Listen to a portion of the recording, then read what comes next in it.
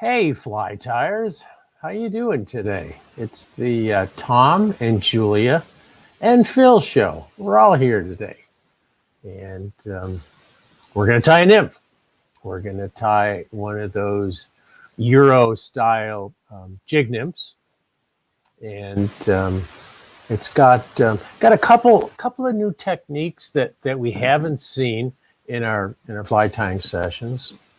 One of them is making a simulated quill body using thread, which is a pretty neat technique and quite easy. And the other thing is to make a dubbing loop out of CDC, which is not easy and not so much fun.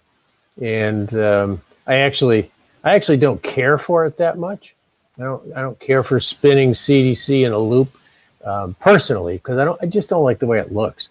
That's me. I'm a fly tyer. But there are a lot of really good patterns that use CDC on nymphs.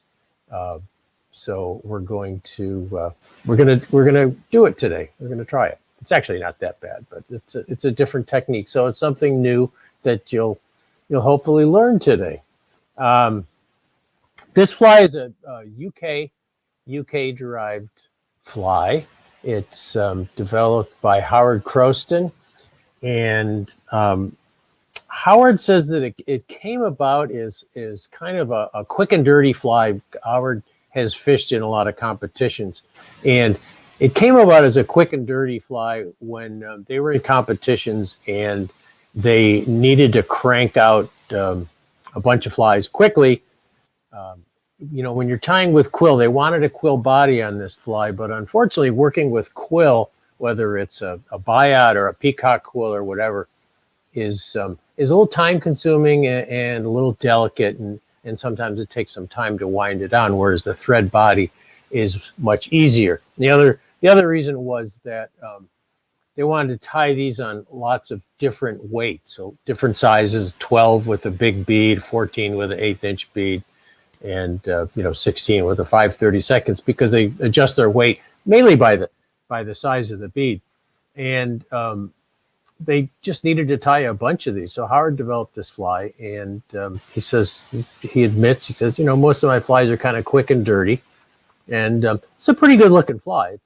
I wouldn't call it a quick and dirty fly, but it's not overly complex. And you might be thinking, well, why am I putting CDC on a weighted nymph? For those of you who don't know what it is, CDC is abbreviation for cul de canard. It's a French word that means butt of the duck or rear end of the duck or whatever. And this feather comes off the preen glands of a duck, and it's a very extremely fluffy, lightweight feather that breathes in the current. And they use it a lot on we use it a lot on dry flies. It floats pretty well because it's so light and delicate that it traps a lot of air bubbles in it, and it will hold a fly in the surface film. But on an underwater fly, it also has a benefit in that those very, very fine fibers, incredibly fine fibers, breathe in the current. Let me show you a close-up of one of those feathers, actually. There's some on the table there. And then I'm going to bring one of these CDC feathers up to the close-up camera so you can get a look at it.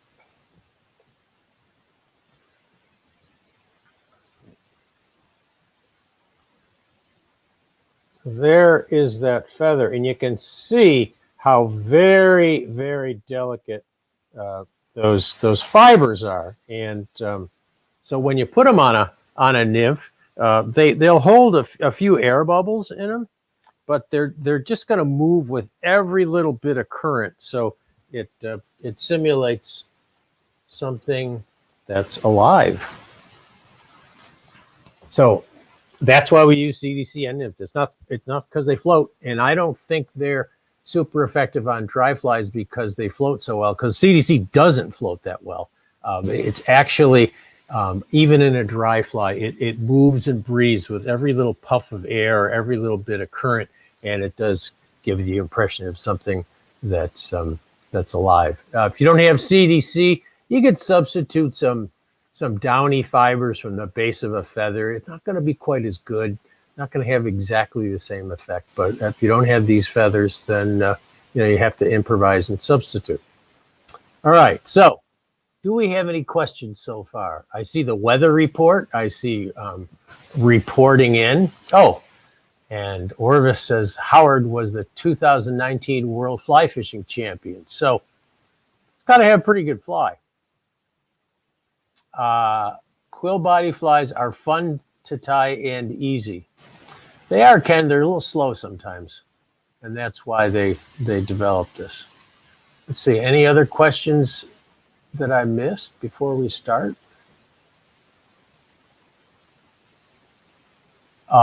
Don't forget, couple things. Oh, Roger Bird and Irma, how are you? And hello to everybody else. I won't read them all. Couple things that are happening this week. One is it's the last few days of the giant fly sale. So if you haven't taken advantage of that, get your flies. If you don't feel like tying some of those patterns, get them now because you get 20% off. Tomorrow at 3 o'clock, Jim Kershaw and I are going to be talking about the new zippered waders. We're going to be talking about waders in general, wader care, wader repair, how to clean them, all that kind of stuff. We'll answer all your wader questions tomorrow. And then, help me, Julia. Am I doing something with Erica this week? Yes. Yes, we're launching a new show with Erica Nelson, who, aka the Awkward Angler. She has her own podcast, and Tom, and it's specifically dedicated towards the very beginning angler. So complete newbies, welcome. You can ask all the questions. Erica's just started a few years ago and really focuses on her journey around learning to fly fish and kind of leaning into that. So we've got someone who's been in the sport for decades, and then we have a relatively new angler, and so it should be really fun. So if you've been fishing a while, you're probably going to be bored by this thing. It's going to be really, really basic. So if you have somebody, a friend or a spouse or a kid who is new to fly fishing and wants to ask some really basic questions or get an idea on how to get started, it will be a good thing for you. But probably most of the people here are above the level that Eric and I are going to be talking about. When was it? It was Thursday, Julia? Thursday at 3 p.m. Eastern. So it'll be the first Thursday of every month at 3. Yeah, sorry, I've got 4 Facebook Lives this week. And then Friday at 3 p.m., Jesse Haller and I are going to do the much awaited vest versus pack show, where we're going to talk about how you decide whether you're a vest person or a pack person. So we got 4 Facebook Lives, and I'm sorry I haven't been able to keep track of all of them. So anyway, let's start. Let's start tying. What do you think? Shall we? Who's going to tie with me today? Who's tying? Anybody tying along? All right.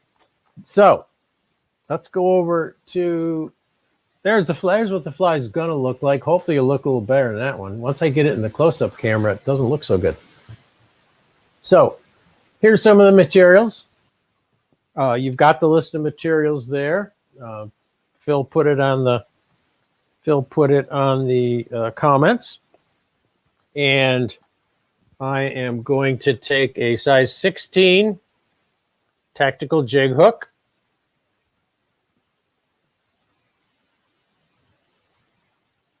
Right there.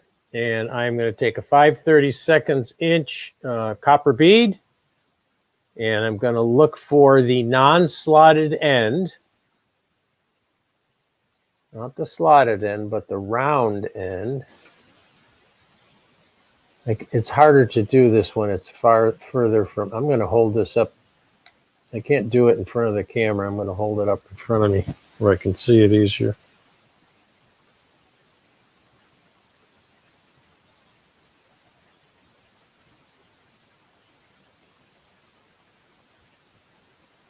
There it is. Okay. So, got the hook in the vise, the bead on the hook. I'm going to orient this so that you want that bead to ride above the center line of the hook so that this rides inverted. The advantage of a jig hook. And we're going to start with some 6/0 tan thread. And I'm just going to jam that bead up there where I want it and wind some thread in front of it to get it in place. Not to worry, we're going to put lots of stuff in front of that bead so it'll stay in place eventually. And then we're going to cut the thread, cut the tag end, and then we're going to wind back to the bend, and I'm going to go a little bit around the bend so that this fly has a curved shape to it. I'm going to go a little bit around the bend, right about there. Leave my thread hanging there for a minute. And then I'm going to take some Coq de Leon fibers, 3, 4, 5. This is a Coq de Leon feather. It's a mottled chicken feather. If you don't have Coq de Leon, you can certainly use grizzly hackle, or you could use little partridge, you could use wood duck. You just want a few fibers of a speckled feather. So I'm going to pull off, 4, 5, 6, whatever. Hold it and pluck it from the stem. And then I'm going to transfer those over to my fly. And you don't want the tails too long on this, so I'm going to make them, a little less than a hook shank. And I'm going to put them on the near side so that when I start my thread, they kind of roll over on top. That's better. And then just wind forward. And somewhere in the vicinity of the thorax. Not a big deal where you cut this off. And then I'm going to take a piece of black thread, just 3/0, or no, actually 6/0 black thread. Some people actually tie this fly with 3 bobbins loaded because you're going to finish up with an orange thread. But having two bobbins and 3 bobbins hanging on this fly is kind of a pain. So I'm just gonna cut a piece of black thread to use. And I'm just gonna grab that thread with my tying thread, take a couple turns, and then pull back on it till it gets underneath. And then just wind back with the black thread, or with the tan thread over the black thread.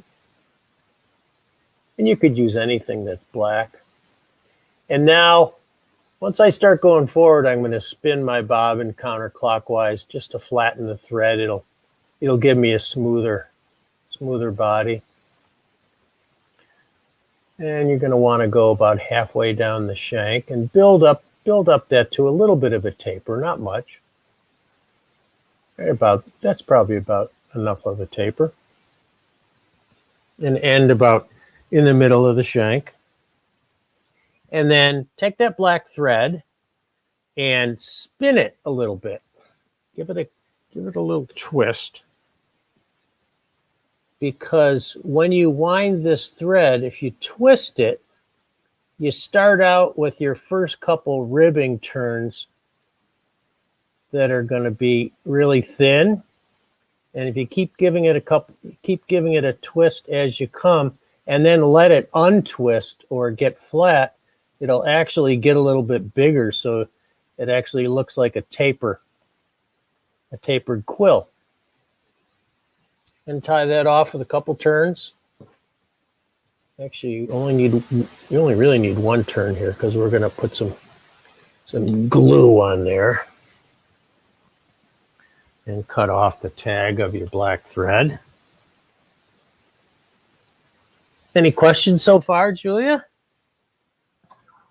No questions right now. No questions? No, we had a question around tactical hooks, but Phil answered it. Okay. All right. So I'm going to take some flow. Actually, I'm going to take some flow UV finish. Flow is the really, really super thin stuff. You could use a thin UV epoxy too, but the flow is very, very thin. It's almost like water, almost like head cement. And I'm going to just put a little bit on there. You have to be careful of this stuff because it really runs out of there.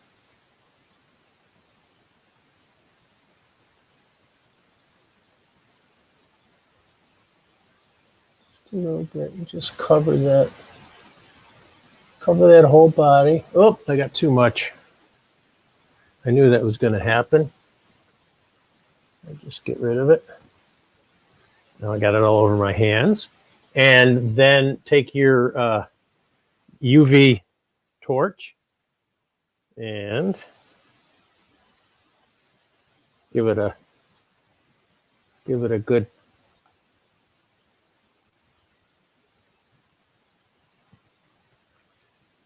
Oh, I did something very bad. That's what trouble when you're not that close to the fly. What did I do wrong? Who knows what I did wrong? Who knows what I did wrong? Come on, you guys know. I caught my thread around the bend, and luckily, because I UV'd that body, I can just cut it off. What a boo-boo. Sorry about that, guys. I didn't notice that.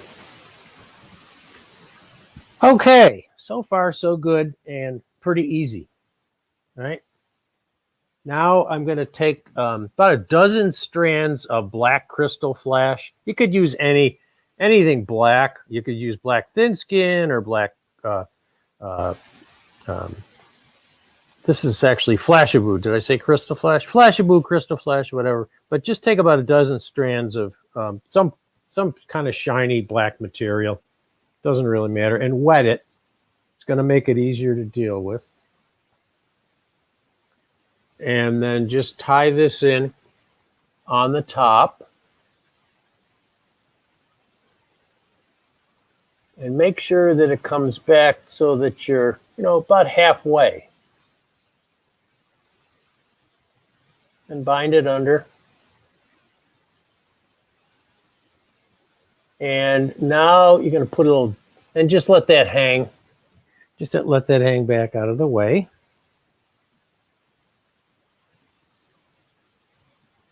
Now take some hare's ear dubbing, whatever spiky dubbing you have. This is hare's ear, kind of a light hare's ear.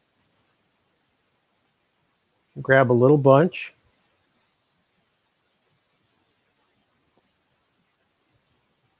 About that much.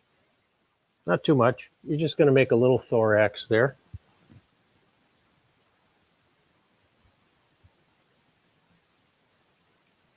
And dub it to your thread. I don't spin this in a loop because one loop per fly is enough for me. Tom, Michael just had a comment that Flagler never catches his thread on the hook point. I know he doesn't. So there's your thorax, and you may even want to brush that thorax a little bit. Give it a little brush.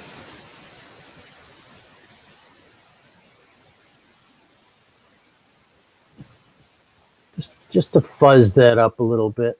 You could use whatever fuzzing tool you have. Did I show you this cool tool? I show you this cool tool. It's got a comb on one side and a fairly stiff brush on the other. Very, very specialized fly tying tool. Know what it is? It's a brush for getting eye goobers out of like poodles and stuff. You can get them at a pet supply store. It works pretty well for combing, dubbing, and other things. All right, so back to the fly. And of course, Flagler would be able to put in a spun CDC collar a lot better than me, but I guess I'll have to do the best I can. Tom, Ken's asking if you could use the spit thread. Split thread, not spit thread. Thread. Yeah, I figured that's what he meant. Spit thread. Yeah, you could use spit thread. Yes, you could use a split thread method on this. Absolutely. Yep. So this is the hard part, is getting a couple of CDC feathers, two or three that are fairly consistent. And you gotta sort through your CDC a little bit before you can find what you need. Here's two that are fairly well matched. And see if I can do this in front of the camera.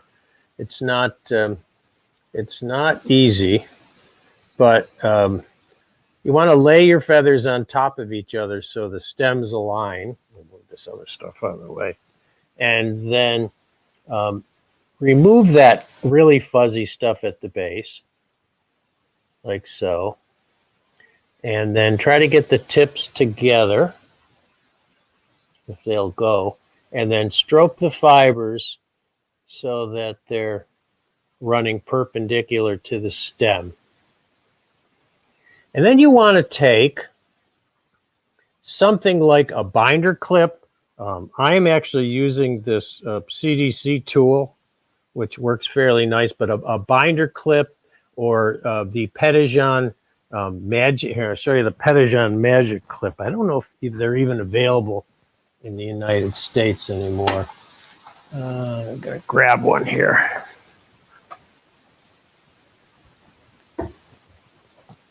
This is the Petition tool, but it's just really a glorified binder clip. So a binder clip will work fine for this. This is transparent, so it's easier to work with, and this Swiss CDC tool is a little bit easier to work with because you can see inside it. And what you want to do is you want to come in and grab those fibers like so. Don't pinch your finger. So that they're sorta lined up in there. And then take your scissors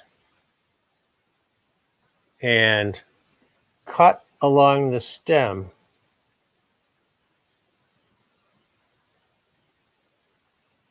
Cut them away from the stem so that you're left with a bunch of CDC fibers in the tool. You don't need much. If you have really sparse CDC, you can put that aside for a minute. If you have really sparse CDC, you can put 3 or even 4. I like the collar on this fly quite sparse, so I don't need much. There's also a way of folding the CDC into over on itself, so you double it over. And the best method I've seen is if you go onto YouTube and you search for Flyfish Foods video on the Swiss dubbing spinner, the Swiss CDC spinner. Anyways, Cheech has got a really great way of using a magic eraser with slits cut in it.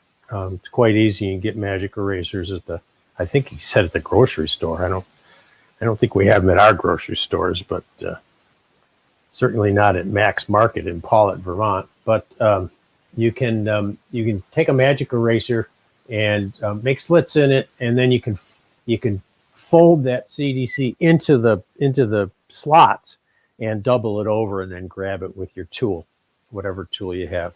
So I'm going to go over to here so that you can hopefully see this as I do it. I'm going to focus this a little bit.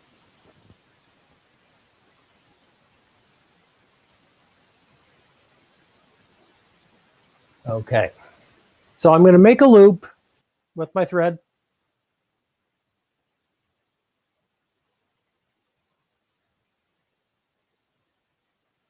And I'll try to do a short loop so that it's easier for you to see it.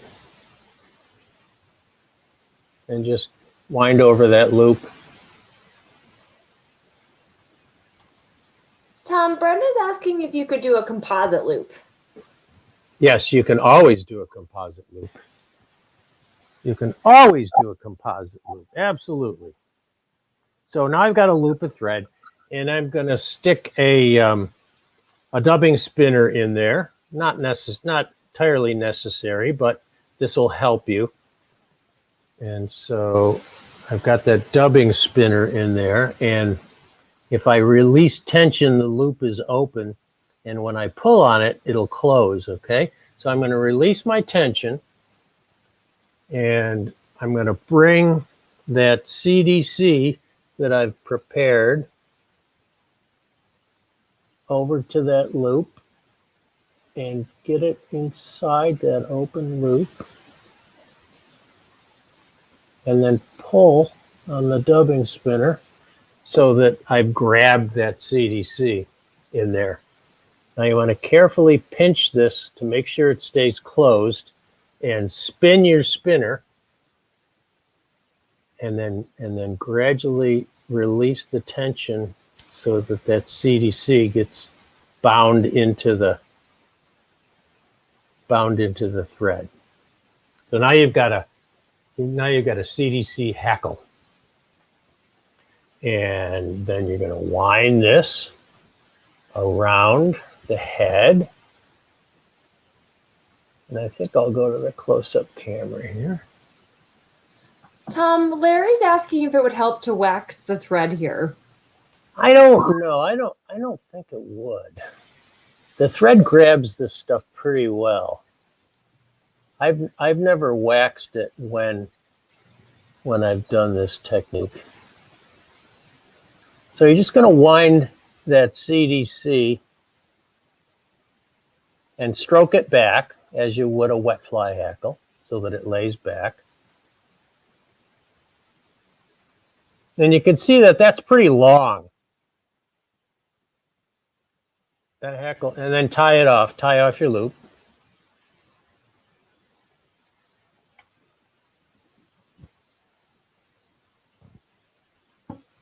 You can see that CDC is fairly long, a little bit too long for the legs on a nymph this size. The nice thing about CDC is you can trim it by just grabbing it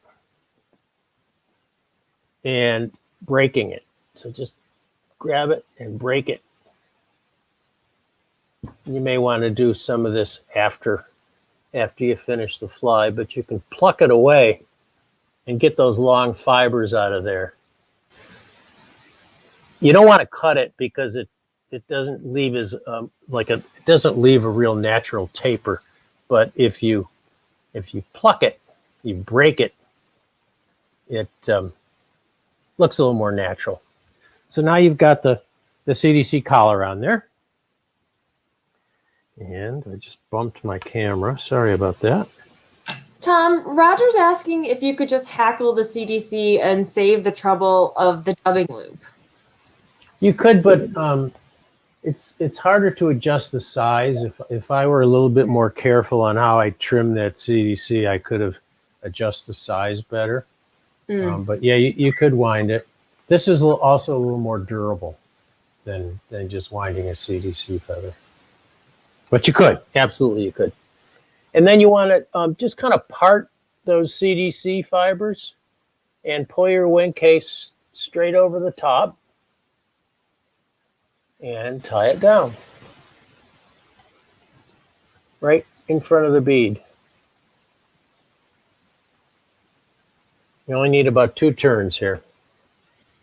And whoops, get rid of all that. Get rid of all that flash-a-boo. Clean it up a little bit here. And then take one more good turn, nice tight turn of that tan thread, and leave your bobbin hanging. And then take your other bobbin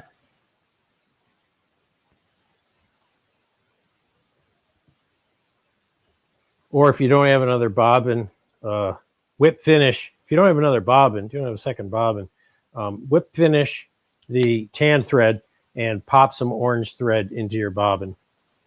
But since I have a couple of bobbins here, I can use 2 bobbins.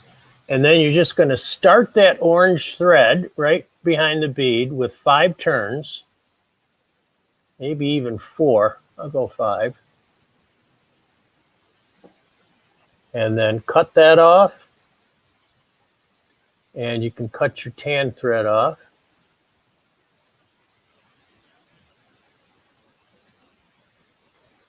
And then you whip finish on top of that. That orange is just to give you a little hot spot there.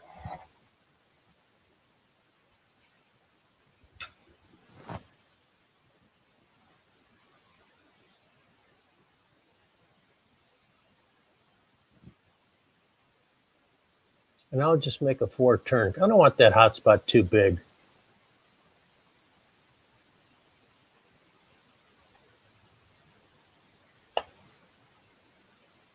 And that's it. Put a little drop of either your UV resin or head cement on those thread winds, trim it up, and you're done. And then maybe you want to look at the fly, and if that hackle, that CDC hackle looks too long, again, just come in with your fingernails and tweak it. And you can get it to whatever length you want. So that is that's the bug, and not too hard to tie. You know, pretty quick, and it's a good looking body. I think it looks like quill to me, and certainly looks like quill to the fish. Not that the fish care, because the fish don't eat quill anyway; they eat bugs, and it's pretty buggy looking body. So a couple new techniques there: the CDC in the loop, and the thread body. And that is the fly. And why is my camera not on? Oh, I know why. Hang on, guys. Admire that fly for a minute. I lost my power here. There we go. There we go. So anyway, questions? It's buggy looking. Thank you for everyone who said it's a good looking fly. Fluorescent orange or just bright orange? Veronica, whatever your little heart desires.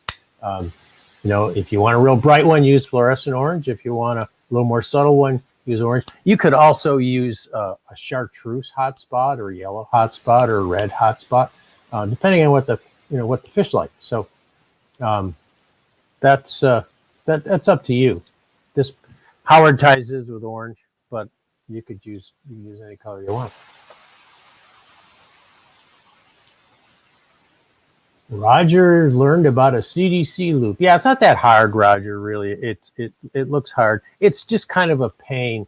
And I think you find it easier the more CDC feathers that you line up and clamp, the easier it becomes. If you try to do this with 1 or even 2 feathers, as I did there, it makes it more difficult. But if you get 3 or 4 feathers in there, you can get a pretty fuzzy looking fly and get a easier hackle. Any other questions? Did I finish early today? What happened? Did I go too fast?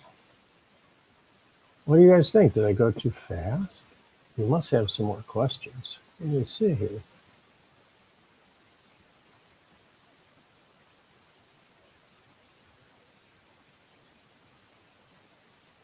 What is the advantage of using a jig hook? That's a good question, Ralph. It's said that a jig hook rides upside down, but most weighted flies ride upside down. The jig hook is probably more likely to ride upside down, and than a standard weighted one, because they roll in the water. A jig hook is going to tend to ride upside down a little bit more. They hook really well, and I do think that I hang up fewer times with a jig hook. So I think there's going to be less hang-ups on the bottom. That's about all. That's about all. How do you like to fish it? Dead drift, John. Dead drift. And I would use this with a Euro nymphing technique. I would use it in a dry dropper. I'd use it with an indicator. It'll work in all of those circumstances, even though it was designed as a competition fly. And they fish theirs, of course, on a European nymphing technique with no extra weight on the leader and no indicators and so on. Doesn't mean you can't fish this fly however you would fish a nymph. I wouldn't swing this fly. I don't think it would be a good fly for swinging in the current. I would just fish it dead drift. It's going to be most effective then. Michael says Linehan suggests that beaded nymphs ride pretty lifelessly as they drift. Could you tie something asymmetrical so that one side has a rudder that would help it flutter in the current? Now that's an interesting question, Michael. I'm not sure, because I'm not sure that I'd want to tie any of my flies asymmetrical, because all the stuff that fish eat is symmetrical. So bugs and minnows and crayfish and things like that are mostly symmetrical. So, and I actually don't agree with Linehan. I think that here's why. You have a tippet on the end. Your fly's attached to tippet, and that tippet has some stiffness to it. Even a 7X tippet has a little stiffness to it. The only way to counteract that stiffness and to make the fly more lifelike in the water is to use weight. That's the only way you're going to counterbalance the stiffness of the tippet. So I don't think that they're, and I don't buy it that unweighted flies move more naturally in the current. I don't buy it. I think that weighted flies move more naturally in the current, again, because they're attached to a tippet. Maybe if it wasn't attached to a tippet, it would ride more naturally in the water, but we always got it stuck to something if we're fishing with it. So I don't buy that. And there's the argument for, well, then why don't you tie your nymphs on with a loop knot? And that's something that's worth trying. Make the fly ride, a little bit more unattached looking. I don't like loop knots that much for smaller flies, but it's worth experimenting with, definitely. Let's see, what other questions do we have here? Julia, what did I miss?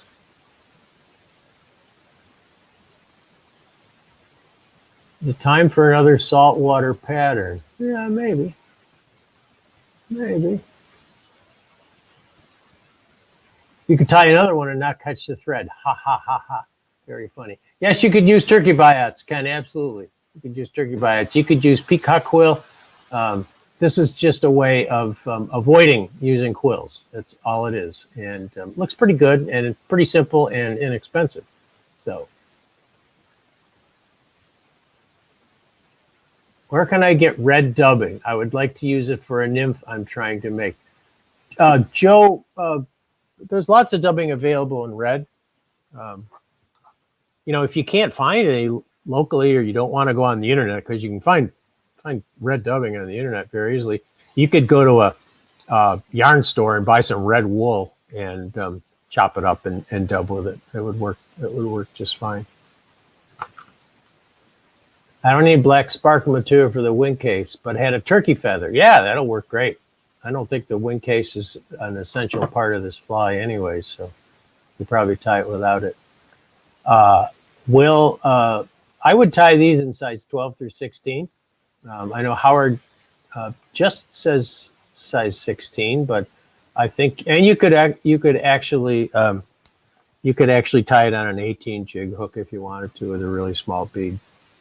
Do you ever swing bead-headed nymphs like a wet fly? No, I don't, Tobias. It doesn't work very well for me. The only beaded flies that I can get to work on a swing are soft tackles with just a little tiny bead on them. I think that the weight of a bead seems to affect the swing of the flies, and they just don't seem to work that well on a swing. But you can go out tomorrow and catch lots of fish swinging a bead head. So that just doesn't work for me. Suppose you could tie it balanced leech style for movement. I don't think I'd want to tie this balanced leech style, Warren. It's too small. That would be tough. You could try it, but I think that would be a little tough.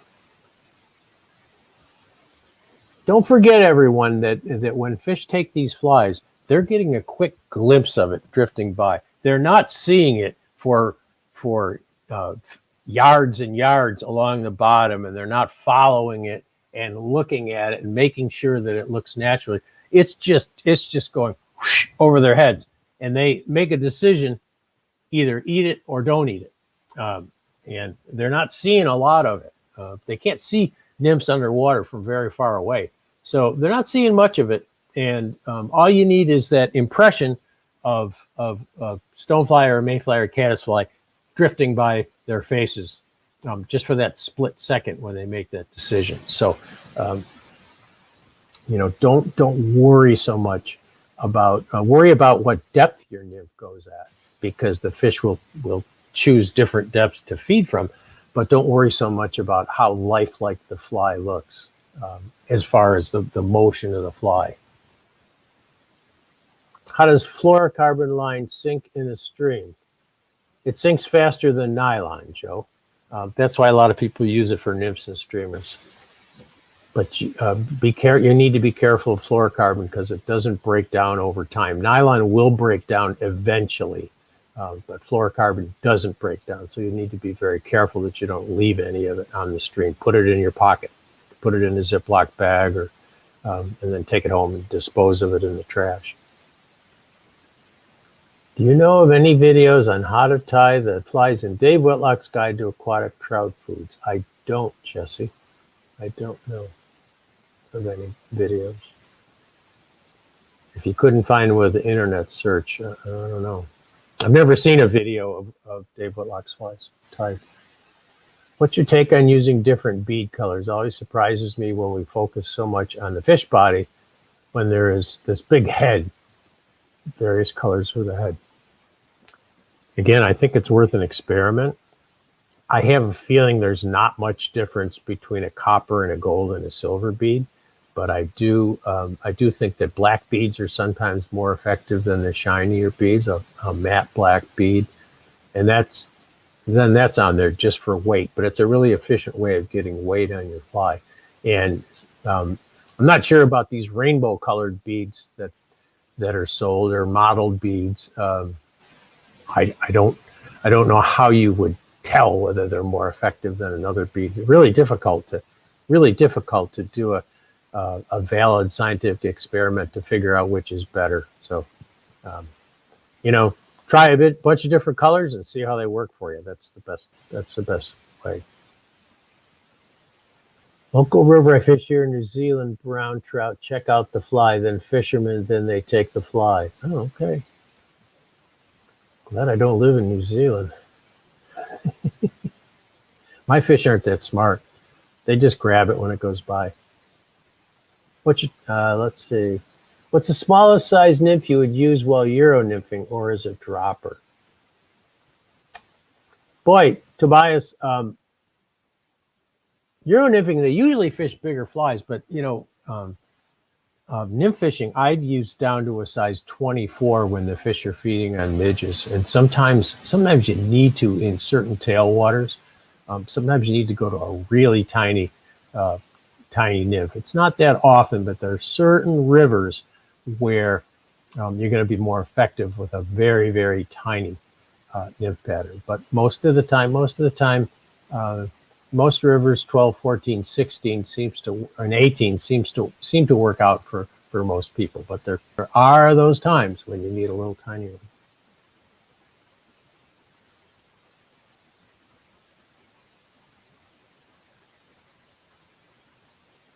Joe, I have a number of books on tips that if you're looking for them, they're on the Orvis website. Got a few of them with fishing tips on them if you're interested. Warren says he doesn't have much luck with rainbow colored beads. I haven't tried them yet. I don't see where they'd be an advantage, so I haven't tried them either, Warren. Okay, let's see what else. Dr. Drew says the two biggest things I think I've learned watching videos about fly fishing are 1, fish are dumb, and 2, just dead drifted. Yeah. When in doubt, dead drift. Sometimes movement will do the trick, but fish are drift feeders. I mean, the average trout that we're fishing for is a drift feeder, and they're feeding on stuff that is drifting in the current that can't swim or can't swim very well. There are exceptions. Few mayfly nymphs swim, and of course minnows swim and crayfish swim, but most of the stuff they're feeding day in and day out on is drifting in the current. So dead drift makes sense. It's more natural. All right. Biggest shot you can use on a Dorsey indicator, or does a Dorsey work better with no shot?